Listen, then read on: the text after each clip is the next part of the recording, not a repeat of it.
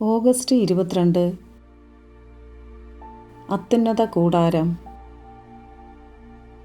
1955 August 22 ജർമ്മനിയിൽ നിന്നുമുള്ള Benedictine സന്യാസിനിയായ sister റെയ്നോൾഡ മേരിക്ക് വെള്ളവസ്ത്രധാരണിയായ പരിശുദ്ധ കന്യകാമറിയത്തിൻ്റെ ഒരു ദർശനമുണ്ടായി. അടുത്ത മാർച്ച് മാസം ഒരു കപ്പേള പണിയണമെന്നുള്ള മാതാവിൻ്റെ ഒരു സന്ദേശം തനിക്ക് ലഭിച്ചതായി സിസ്റ്റർ വെളിപ്പെടുത്തി. 7 ഡിസംബറിൽ നഗോമയിലുള്ള ഒരു രോഗിയെ സന്ദർശിച്ചപ്പോൾ അവിടെയാണ് കപ്പേള പണിയുവാനുള്ള സ്ഥലമെന്ന് സിസ്റ്റർ റെയ്നോൾഡ മനസ്സിലാക്കി. സിസ്റ്റർ റെയ്നോൾഡയുടെ നിർദ്ദേശപ്രകാരം ചിത്രകാരൻ മാതാവിൻ്റെ രൂപം പെയിൻറ് ചെയ്തു. 1963 മെയ് 1 നഗോമയിൽ ഒരു ചെറിയ പള്ളി പണിയുവാൻ ബിഷപ്പ് ഒറേലിയൻ ബിൽഗേരി അനുവാദം നൽകി.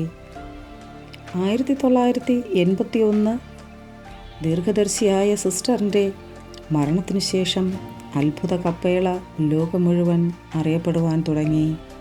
Ave Maria.